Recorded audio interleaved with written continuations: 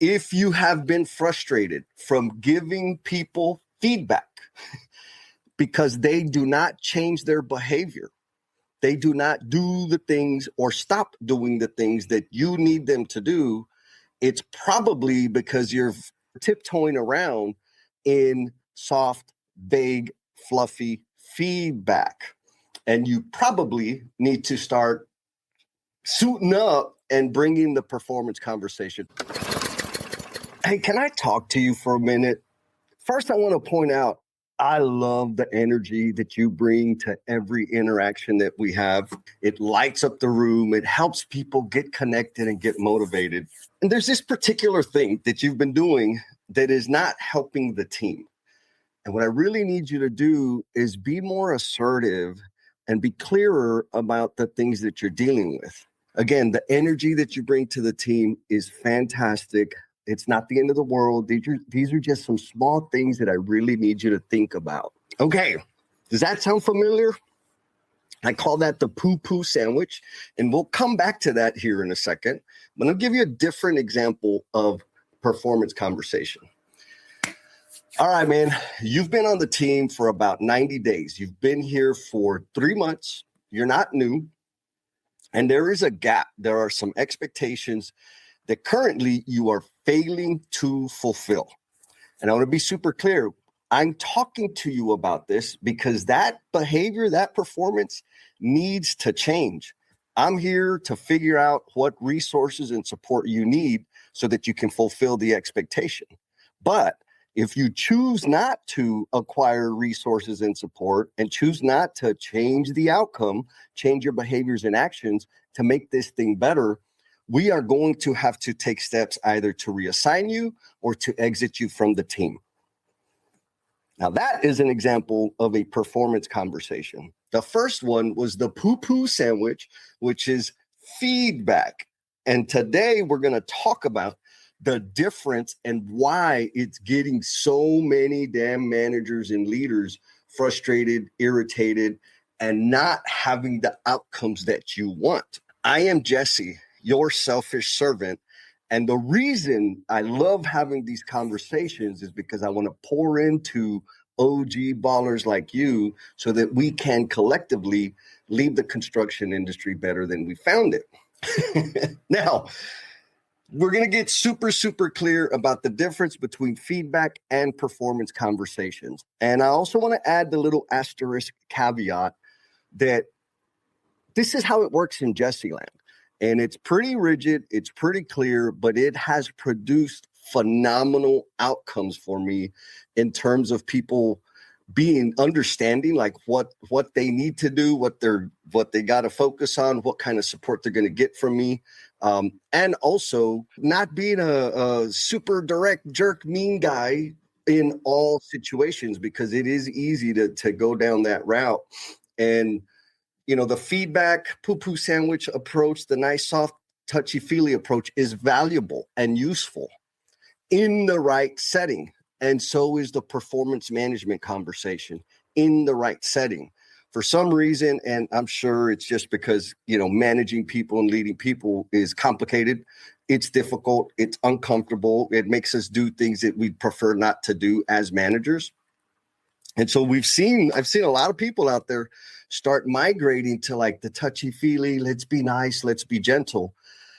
And that probably works for some people, but it also sets them up for failure. Again, this is a Jesseism. It may not be true for you. And if it ain't true for you, don't sweat it. Just keep on tracking.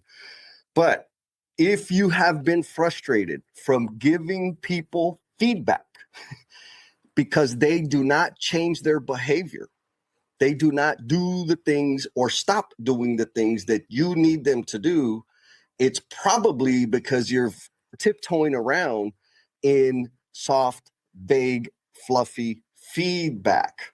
And you probably need to start suiting up and bringing the performance conversation. So first, let's talk about feedback. And I am the case study in this example. At the very top of this live stream, I gave the poo-poo sandwich example of feedback, which is a common thing. It's a tactic. You know, it doesn't work for me. And the theory is this: first you give them some positive feedback or a positive observation about their performance, or give them a compliment, right? That's the bottom layer of the bread.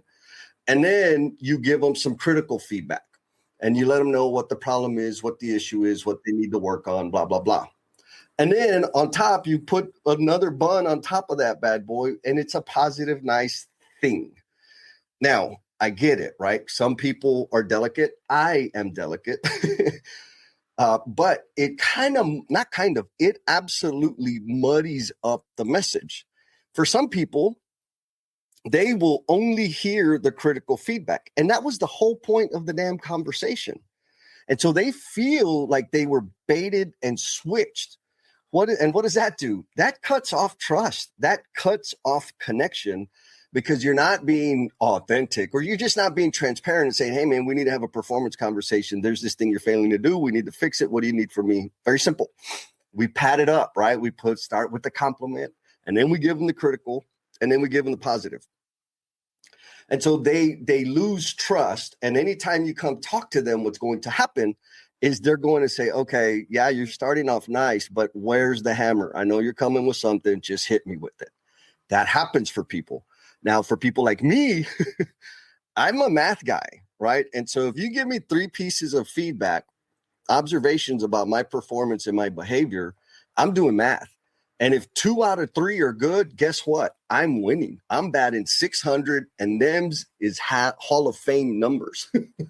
I don't even hear the critical feedback. And I have had bosses say, Jess, we've talked about this. Like, I don't remember talking about this. Like, yeah, I told you that. I was like, I don't remember it. Like, I really don't remember it, because it was so soft and gentle, and there was pillows all around the critical feedback that I missed it. It went entirely over my head. And so that's the point, right? Is when we come and more specifically in the appropriate setting, I think it works fantastically. Like, I've been a part of a lot of nonprofits. I've been a part of organizing a lot of volunteer, we'll say, events. And in that context, I am going to be giving feedback. It's very suggestive. It's very polite. It's very soft, because they're not on the clock and they ain't getting paid. Like, they're there of their own free will. When I'm talking to my friends, or, folks that there's not like a formal power dynamic in terms of like they report to me and I verify their expense reports and their timesheets and all that stuff, that's a different situation. So in these other like very social environments, this feedback idea is valuable. And now the way I do it, and the thing I'm recommending to you, is when you're in these social environments, one-on-one, groups, volunteers, teams, etc., basically where people ain't getting paid to put up with you, feedback is good. The problem is we try to use this feedback, nicey, softy, touchy thing in a professional context, and that's where we have problems. Now, that's not to say that it doesn't work when you're the boss and when you're in charge and when you're a manager. It can work. What I am saying, though, is that if you have found yourself frustrated because your team is not performing to the level and you've talked to them and they've made 0 changes, it's probably because you were so damn fluffy and indirect and soft and feedbacky about it that it didn't register. And another point that I really, really want to put out there for you guys to consider is the way I receive feedback. You can tell me whatever you need to tell me. And we, the emotional bungee jumpers, we do this all the time. We give each other some pretty radically candid feedback on people's performance of the activity. And the action is to say thank you, right? When you get feedback, you always say thank you, because you want to keep the faucet open so you can keep getting feedback from that resource. What it doesn't mean is that I'm going to take and apply that feedback. Feedback in Jesse land, and I think in a lot of people's minds, is a suggestion or a recommendation. Again, if we're in a nonprofit organization or a social situation, suggestions are great, and that's probably as far as you can go. Maybe you might be able to dictate a little bit, but eventually those people will not volunteer to spend their time of their own free will with you. And so in that context, feedback is very valuable. It's very useful. But in the professional context, in the job setting, it can set you up for failure, and it could set your team up for failure. And so again, I want to be super, super clear. If you have a comment, if you're my boss and you come to me and tell me, hey, Jess, I got some feedback for you, my brain automatically says, they're giving me suggestions and recommendations, which means I can choose to use it or choose to ignore it.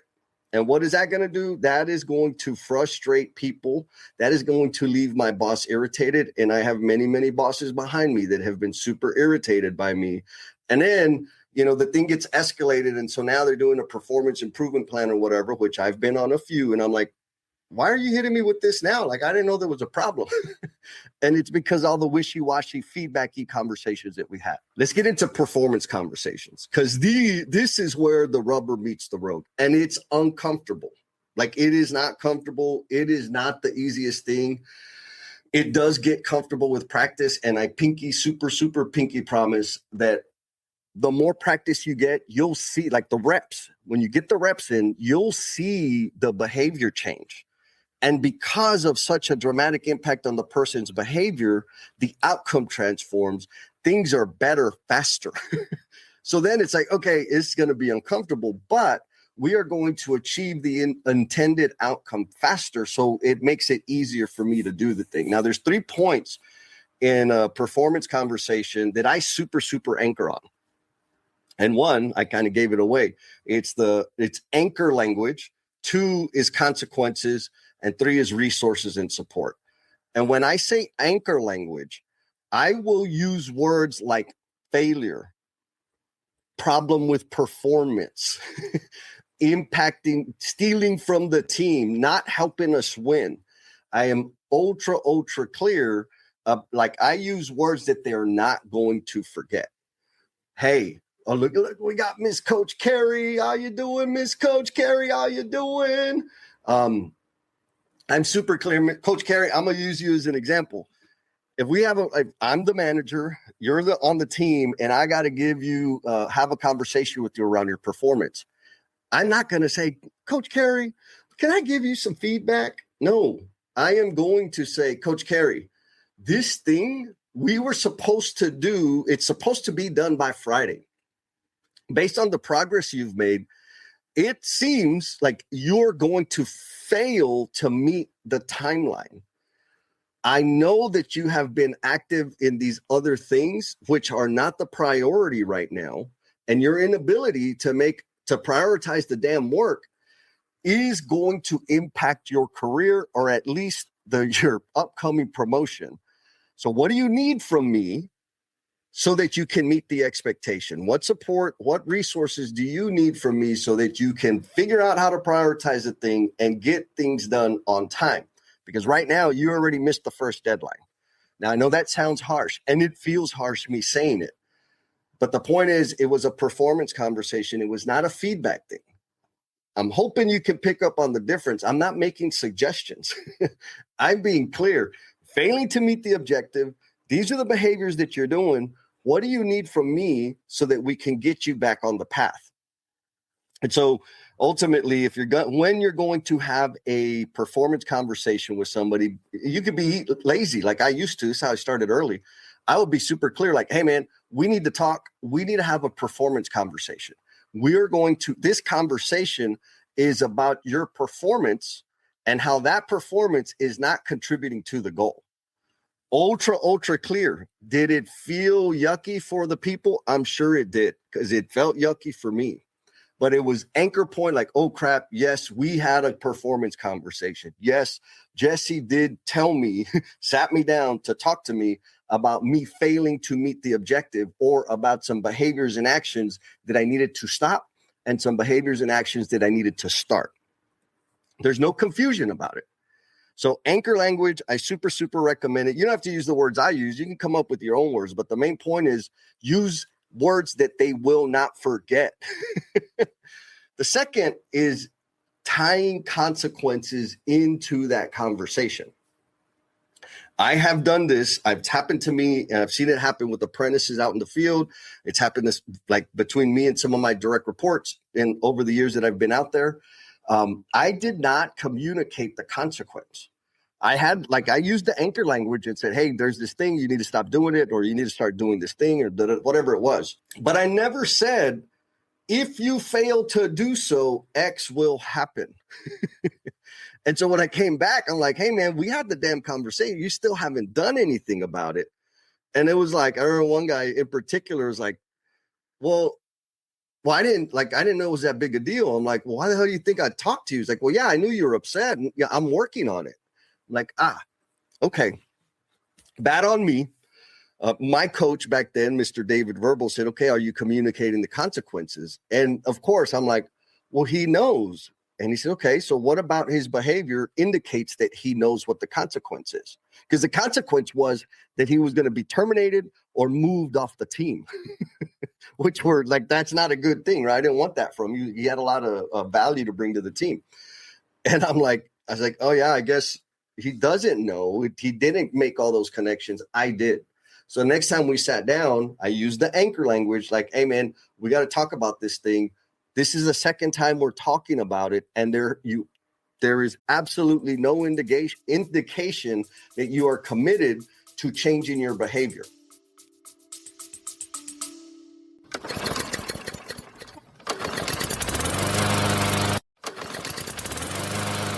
Time out. Because if you're anything like most leaders I talk to, your schedule is ultra packed. But somehow the most important things get neglected.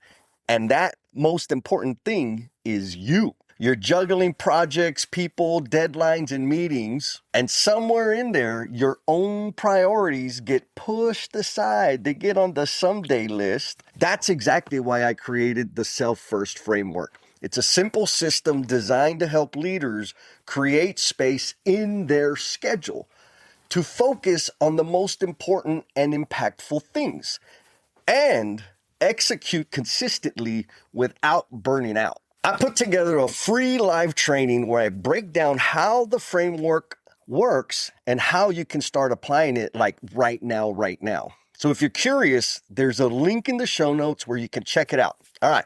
Let's get back to the episode.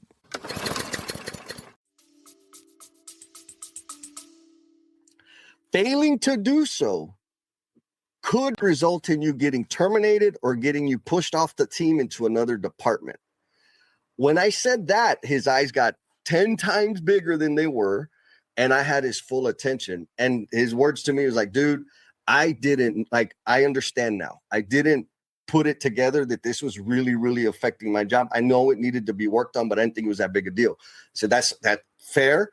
Part of that is on me because I wasn't clear about the consequences. Did it feel good? Absolutely not. I think I could honestly say hundreds of performance conversations. None of them feel good. It's kind of nerve-wracking before we go and start the damn conversation. But I'm going to tell you, out of the hundreds that I've done, I've only had 2 that turned into like a real negative, contentious engagement. All of the rest of them, they're like, oh, crap. Okay, here's what I'm going to do to change that. Beautiful. Or, hey, man, here's what I need so that I can do that. Here's why I haven't done it. You know, we got clear about what the resources and support were. And then after that, it was awesome. Half of them would say thank you. They're like, man, just thank you. One apprentice in particular who had been passed around, meaning they get him on a project and they would booger flick him. And so when the next project said, hey, man, I need a guy, I got an emergency, I need a helper, he was the first one everybody would give up. And then he landed on my team. And at this point, he's a 3rd-year apprentice. And he did not have the experience or the skill set that a 3rd-year apprentice should have. And so I sat him down and I said, hey, man, do you understand why you're always getting passed around? He's like, yeah, because everybody wants me on their job. And I'm like, you're kidding me. He's like, no, like, of course, like they're always asking for me. That's okay, bro. I got to tell you, it is not because everybody wants you on their job. It is because everyone is so eager to get you off of their project. I was like, so I'm going to give you we're starting with the fresh slate, but I got to let you know, man, you're a 3rd-year apprentice. I'm looking at your bucket of tools. You ain't got nowhere near the tools that a 3rd-year apprentice needs to have. So here is the tool list. I need you to start buying a new tool every week until you fill this list because I'm limited on the work I can put you on.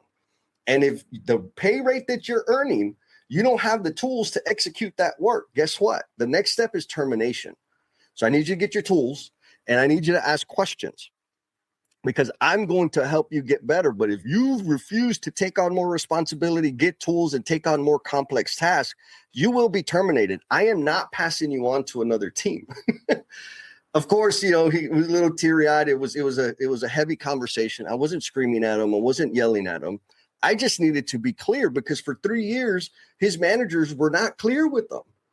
And the poor guy thought he was doing good for 3 years. And so main point, anchor language, what are the consequences, secure a commitment, and then resources and support, right? So we're going to use my apprentice guy as an example. I said, look, man, I've already given you a list. That's a resource. Here's the tool list you need to get. I gave you direction. You need to buy a new tool every week. If you can't, let me know, right? Because some of the tools, you needed a turbo torch, which back then was like $175. Like if there's a dollar issue, let me know and we'll work that out. But they have like $10 tools on there. Like, come on, bro, skip Subway for a couple of days and you'll get the tool that you need. And so I said, okay, now what else do you need? What can I do that will help you get to where you need to be? And it was awesome. He's like, you know what, Jess? I don't really like this conversation. He said, but can we have this type of conversation at least once a week? Like, I want to know, am I getting better on a weekly basis? And I said, yeah, for real. He's like, yeah, like you just tell me how I performed on the task, what your expectations were, and if I met them and if I didn't. He didn't use those words. And I'm like, bro, absolutely, man. That's exactly what we're going to do. And, I was a foreman. He was an apprentice. So I didn't really work side by side with him. And he already knew that the journeymen weren't giving him any feedback, right? They're just yelling at him and telling him to hurry up. And so after a few months, he started making progress because we had the performance conversation. And I talked to all the other foremen that he had worked with before. And I'm like, bro, why in the hell haven't y'all told this guy that he's not performing? He's like, well, we did. I'm like, okay, but like, did you sit him down and talk to him? Well, I told him that he needed to get better. I told him that he needed to get faster. They would make passing comments most of the time when they were frustrated and irritated, but they didn't use any anchor language. They did not discuss the consequences, and they didn't offer resources and support. And so when you're going to have these performance conversations, for me, those are the three things. I'm sure you can GPT or Google it and find a whole list of other stuff, but I like to keep it simple. Anchor language. We are going to have a conversation about your performance because it is not contributing to the goal. And if you're not going to contribute to the goal, we got to make a decision about whether you're right for the team. Anchor language. Super clear why the hell we're talking about it. Consequences. And when I say maybe you're not a good fit for the team, what I mean is you're either going to be moved to another team or you're going to be exited from the company, terminated, whatever the PC language is. Clear about the consequences. Now, here are the behaviors, here are the outcomes and the results of what you've been doing. Here's what I see that I'm recommending you change, but tell me what you need from me so that I can help you be successful. That's resources and support. Very different than saying, hey, can I give you some feedback? You don't really have the tools you need, and you really should start buying tools. I said should like 2 times. That is a suggestion and a recommendation. And I just want to paint the picture. I know I'm kind of beating a dead horse at this point, but I want to paint the picture of the mistakes that we make that lead to us being frustrated about our team members, and even worse, lead to us underperforming as a leader. 1, because we're not helping them develop and grow, and 2, because we're not meeting our objective. And it's probably because we're confusing feedback with the performance conversation. So if this sounds like familiar at all, if this resonates with you, drop a thumbs up in the thing. This way you can signal back to me, like, is it making sense or not? If not, hey, if what you're doing is working and you're experiencing amazing outcomes just like you want, don't change. Keep doing what the hell you're doing. Or maybe you found one nugget that you can take and use and apply in your operation. Take that nugget, apply it, go make yourself better. Ultimately, the purpose of these ideas and me sharing some of the twisted ways I think about things is to help you share your gifts and talents so we can leave the construction industry better than we found it. Now, if you're interested in having more conversations like this with other OG baller leaders in the industry, I'm tinkering around on this experiment known as the Construction Leadership Lab. Right now, I'm getting feedback and building all the back end stuff with my partner in crime, Miss Erin. She's really the brains behind everything. I'm just the pretty face.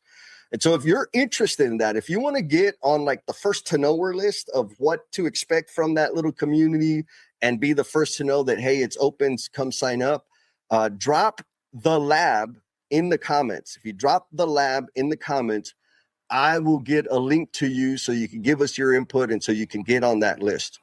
And if not, it's okay. I still love you. Be cool, be kind to yourself, and we'll talk at you next time.